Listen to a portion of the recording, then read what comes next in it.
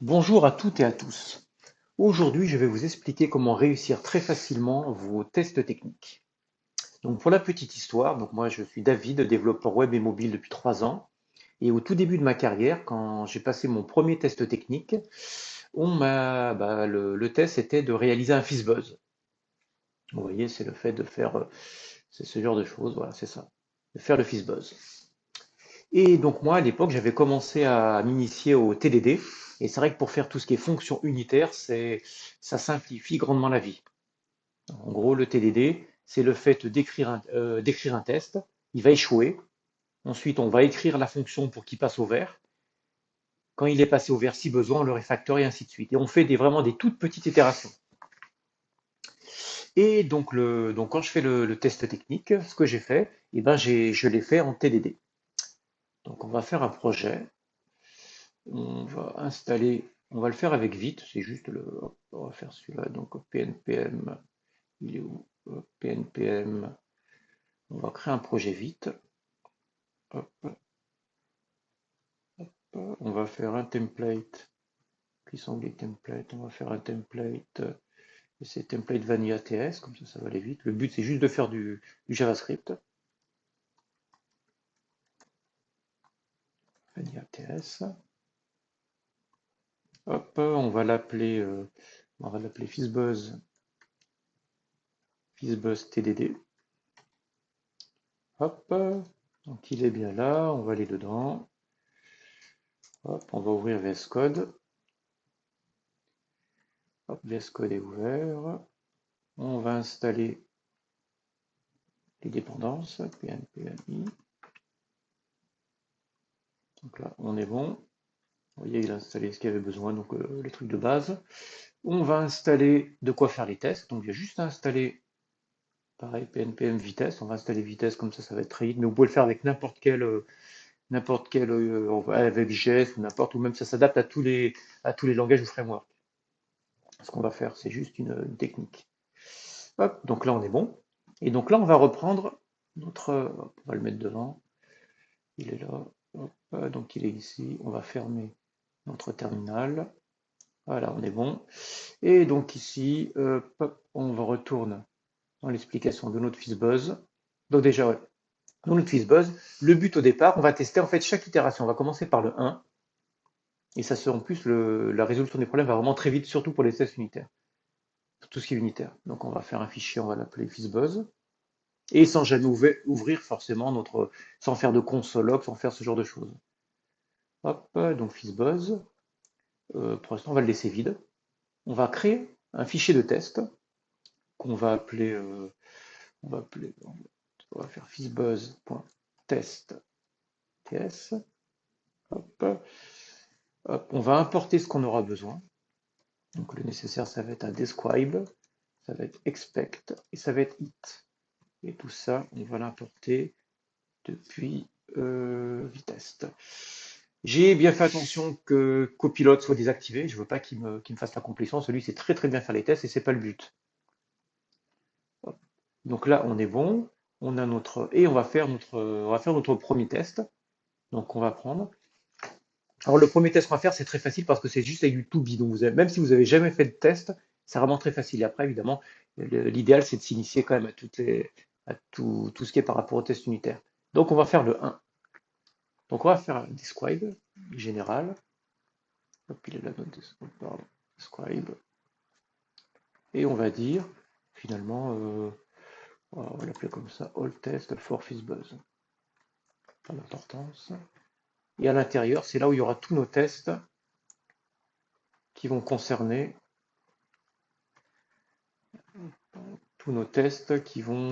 justement nos tests. Donc on va faire le premier, on va faire it et on va dire if, on va l'appeler if param est égal à 1. Return 1. On veut que quand c'est 1, ça retourne 1. Hop, donc, pardon. Hop, le callback.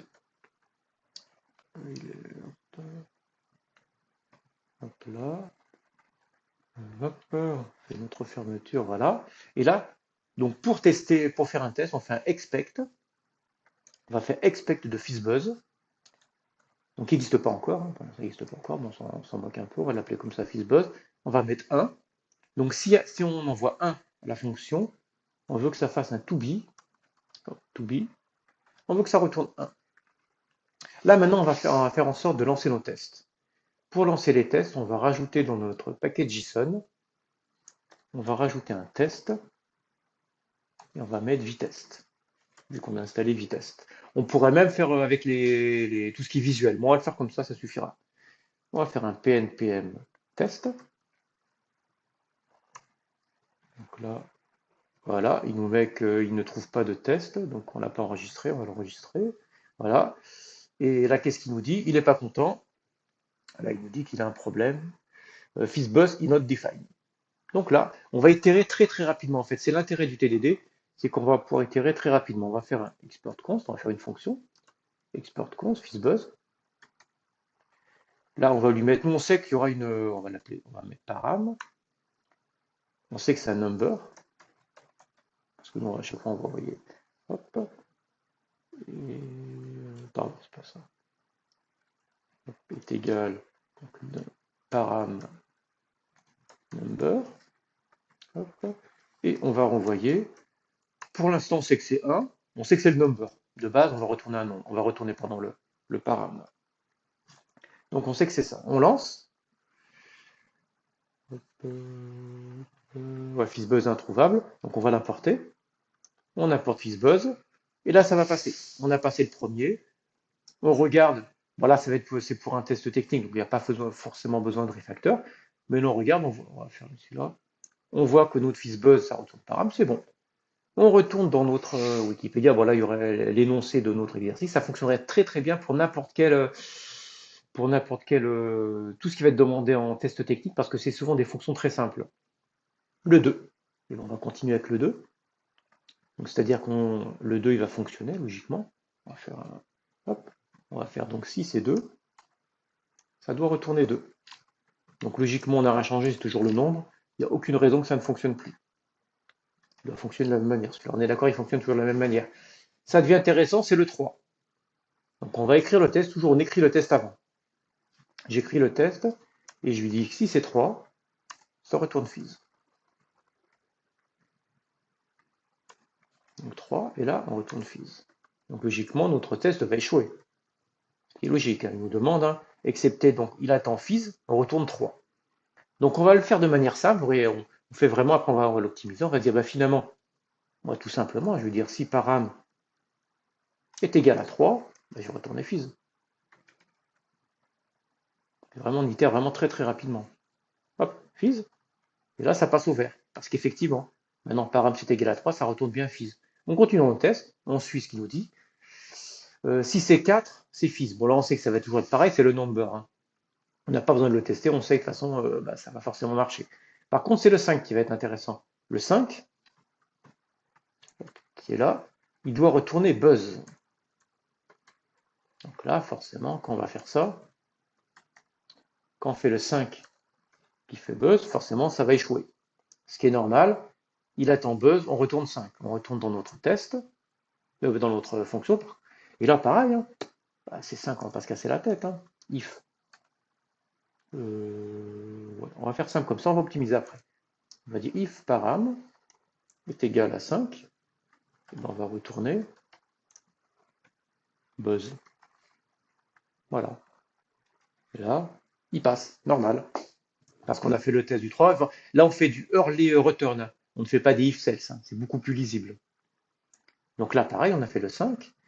Le 6, le 6 devient intéressant. C'est fizz. Donc on continue, on teste. On refait un autre test. Et donc le 6, ça doit retourner fizz. Hop, le 6 retourne fizz. Évidemment, j'ai désactivé GitHub Copilot parce que lui, il aurait certainement très facilement résolu tous ces tests. Il est vraiment très très bon pour les tests. Mais le but, c'est vraiment de réussir un test technique. Et là, vous pouvez me le faire. Moi, par exemple, quand je vais être sur un test, peut-être que ça va un peu me stresser. Potentiellement, on peut être stressé, ce qui est normal. Et ça, je pourrais le faire en direct. Parce que finalement, ça enlève le stress parce qu'on est guidé par les tests. Donc, il n'y a vraiment aucun stress à faire ce genre de choses. Donc le 6, on est d'accord? Hop, bah forcément, ça convient pas. Alors là, il faut réfléchir. Donc on a notre cas FIS. On a bien vu, on va réfléchir en termes d'algo. Le 3, ça fait FIS. Le 6, ça fait FIS. Qu'on va un peu plus loin, hop, le 9, ça fait FIS. Le 12, ça fait FIS. Donc c'est tous les multiples de 3. Et bon, on va regarder les multiples de 3. Donc après, c'est de l'algo assez simple, hein. On va dire si c'est un modulo de 3, ça doit faire 0. Dans ces cas-là, c'est un multiple de 3. On rafraîchit, effectivement, ça fonctionne. On continue. Donc le 9, donc ça le 10. On va faire la même chose parce que finalement on aura le même cas. Hop, hop, hop, le 10. On aurait pu tester le 9, mais c'est logique que ça fonctionne. Le 3 et le 6 fonctionnent, on n'a pas besoin de retester. Donc là, on teste le 10 qui doit faire buzz.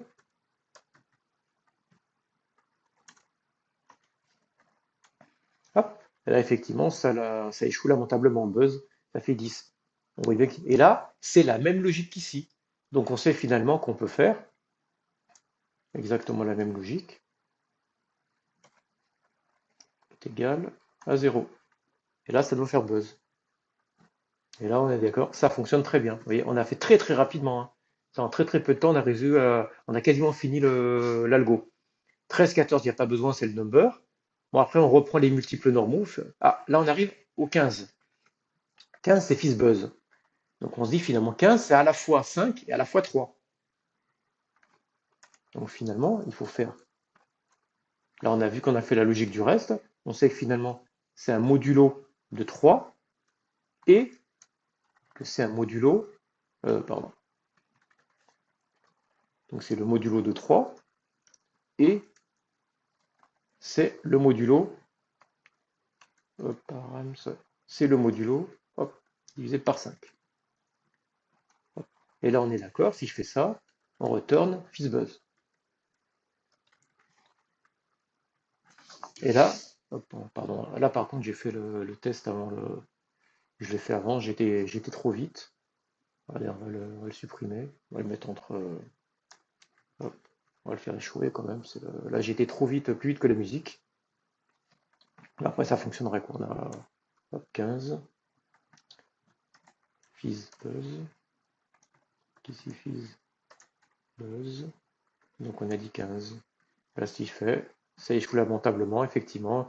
Il comprend pas, il sait pas, voilà, c'est pas du tout ce qu'on veut. Hop, et là, dans le 15, hop, on fait notre module. Hop. Et param divisé par. Est-ce que j'ai oublié? FizzBuzz to be FizzBuzz. 15, retourne FizzBuzz, FizzBuzz 15 to be 15. Hop. Ah oui, pardon, il faut le faire avant. Parce que sinon, il a d'abord fait celui-là. Donc toujours penser, c'est lire les returns. Donc ça, c'est logique. Hop, hop, on le fait. Et là, c'est passé, ça passait.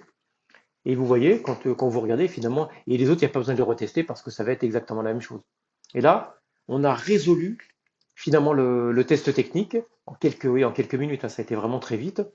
Et sans avoir au niveau des tests, il n'y a pas besoin d'avoir des notions. Enfin, c'est vraiment les notions de base en test unitaire. Et donc, pour revenir sur l'histoire donc, de ce test technique, il y avait d'autres développeurs qui avaient plus d'expérience que moi, mais finalement, j'étais un des seuls à le faire avec des tests techniques. Parce que finalement, quand on a discuté après avec le recruteur, bah, il posait la question, effectivement, comment on peut. Là, finalement, on sait que ça marche. Comment je sais que ça marche si je ne fais pas de test? Comment je sais que bah, forcément, il faut faire des consoles de partout, il faut le tester dans le navigateur, faire quelque chose. Là, je sais que ça fonctionne. Mes tests, je sais que ça fonctionne. Et j'ai été guidé par les tests. Donc en fait, l'idée de base, c'est vraiment d'être guidé par les tests et de développer plus rapidement et de manière plus qualitative. C'est pas forcément de faire des tests, les tests c'est qu'un outil, mais de la même manière, ça vous permet quand même d'avoir des tests. Voilà, je vous remercie d'avoir regardé cette vidéo et n'hésitez pas à me poser des questions.